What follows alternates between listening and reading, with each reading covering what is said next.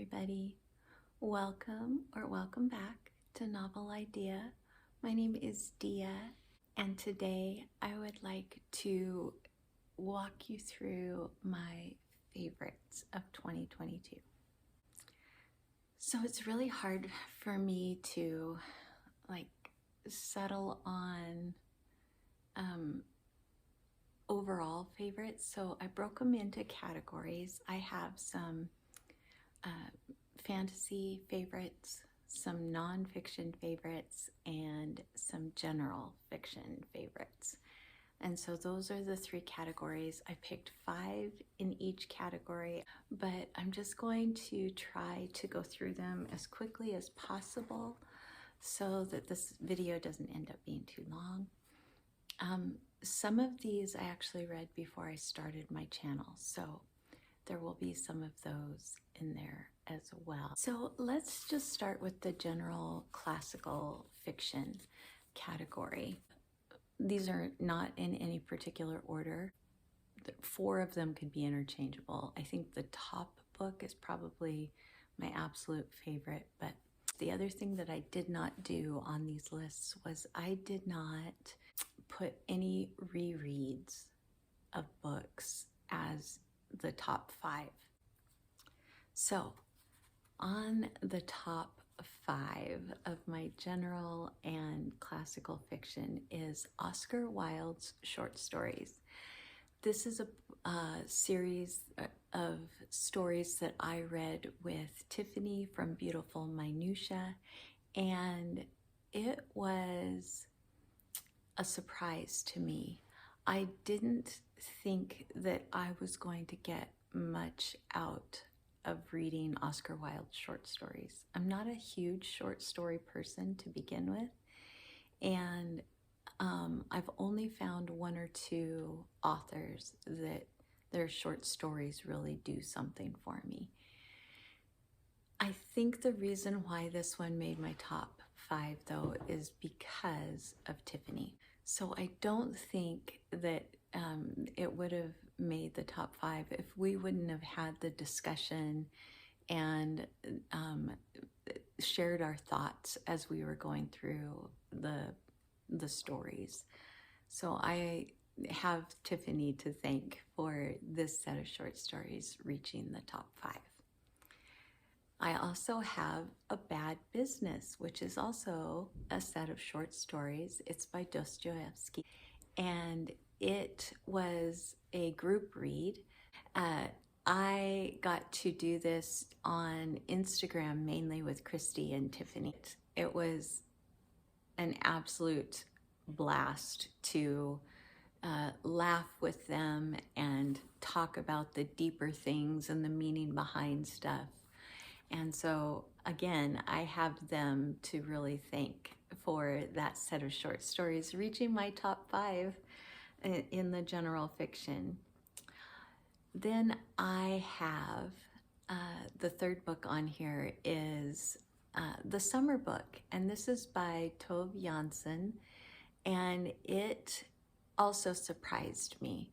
I read this for Women in Translation Month, and it was wonderful. It's the story of a small girl and her grandmother, and her father is in the story, but he's not, he's kind of peripheral. And I just loved it. It was just a slow, simple story, slice of life. It was just lovely. So, the summer book. The 4th book on my top 5 in general fiction is Cold Mountain. This is by Charles Frazier, and again, a real surprise. I did not expect to like this book. I got the recommendation from Alana Estelle, and I expected to enjoy the writing, but probably not the story.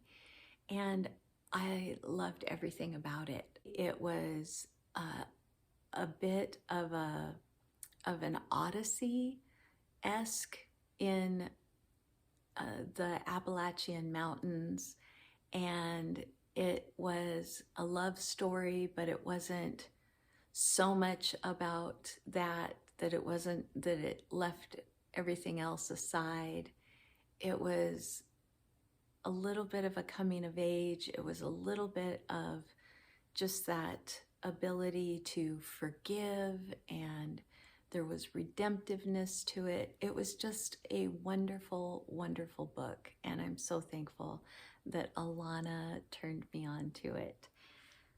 And then finally, my last one in this general fiction category is The Road Past Altamont, and that is Roy, Gabrielle Roy.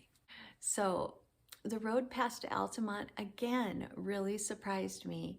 I thought that it was going to be a big disappointment. It's a set of 4 short stories that are interconnected, and they make up chapters of a girl's life, from the time that she is about 7 years old, 6 or 7, until she is an adult. And it takes you through her relationship with women in her family, and the little stories of how those women affected her life. And it was just beautiful. I just loved it. I loved her writing. I loved these little stories. It was so wholesome and just so lovely. I just loved it. So those are my general fiction favorites.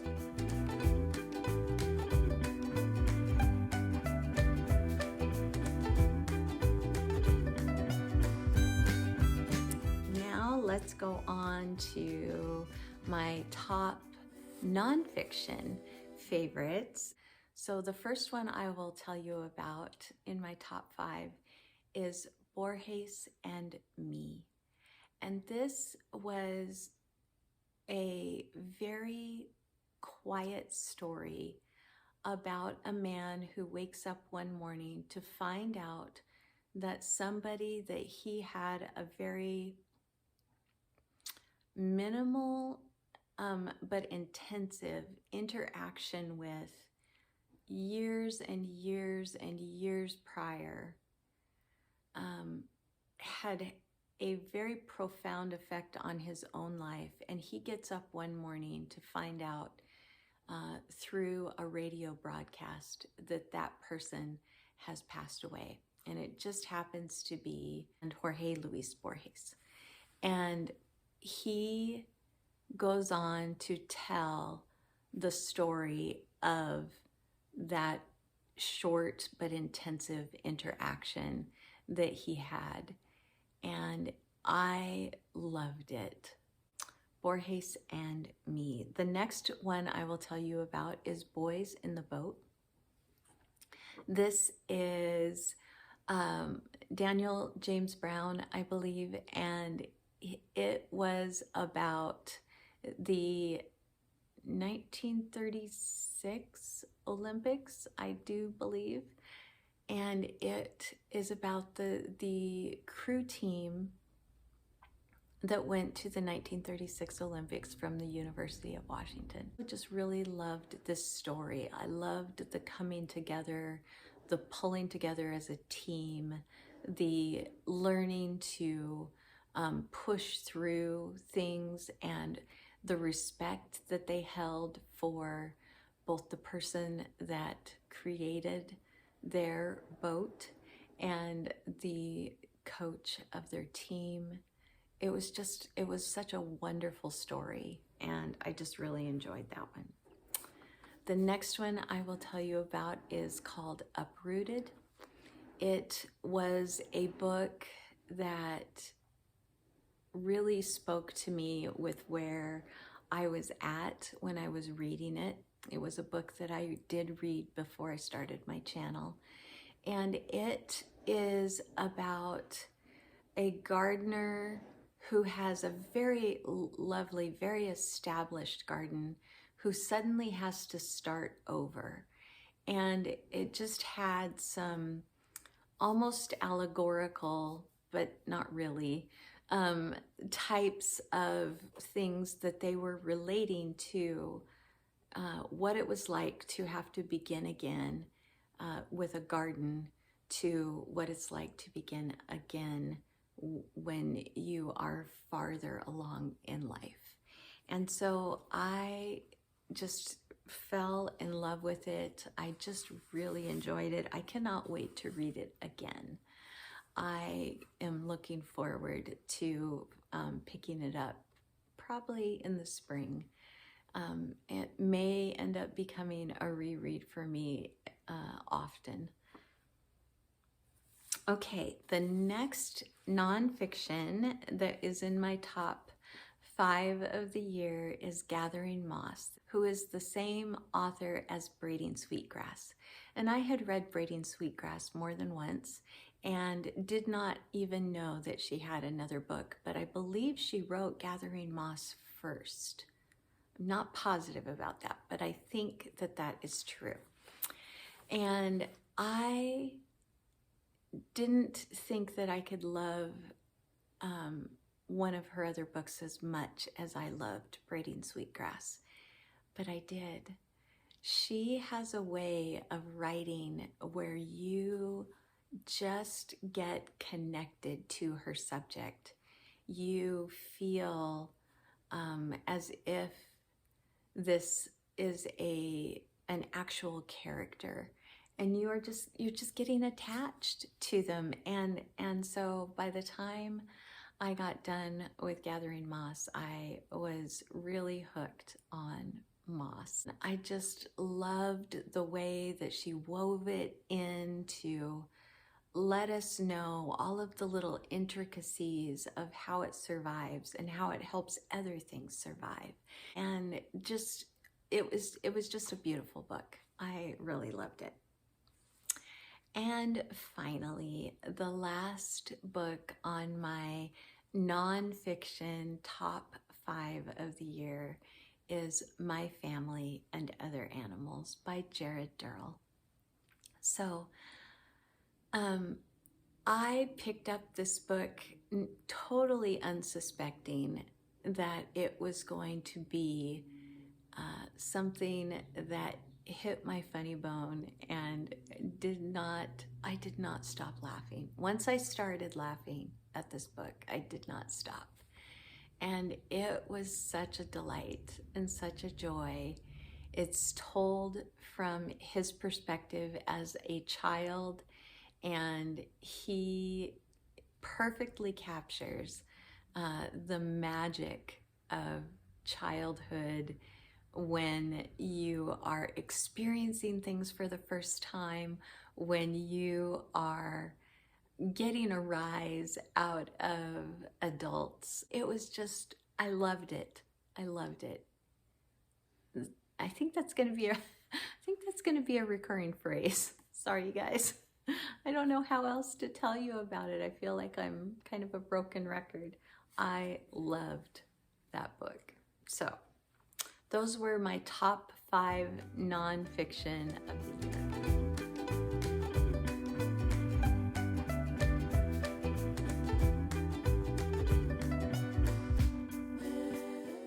So let's really quick move on to the fantasy books.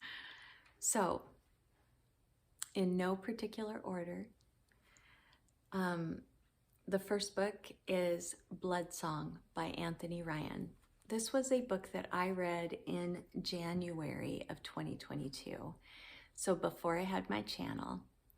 And I read it because of my friend Patrick Leo, and he absolutely just lauded this book. And I didn't expect to like it because it looked from the cover like it was going to be nothing but war. And it was not. It did have some battle stuff in it, but it was not that. And it was being told to like a scribe, and he was kind of giving his history. And I just loved it. I loved the book. I loved the story. I loved the writing. I will say that I tried to go on in the series and read the next couple of books, and they just weren't the same. They didn't have the magic for me that the first book had. And so just Bloodsong is the only one that is on this list. The next series of books is the Risen Kingdom trilogy. I just finished this up. It's by Curtis Craddock. I learned about it from Leslie at the Nerdy Narrative. I read all 3 books this year, and I loved them.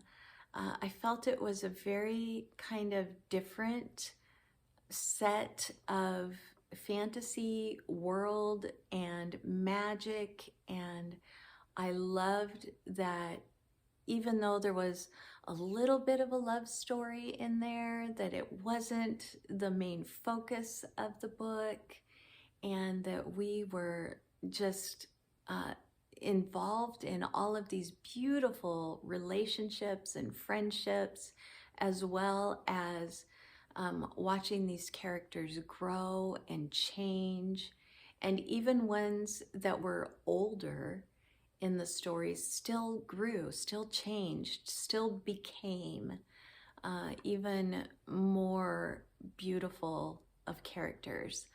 And I think I liked it because, you know, the bad guys get theirs and and the good guys come out on top. It was just a wonderful series. I just really, really enjoyed it.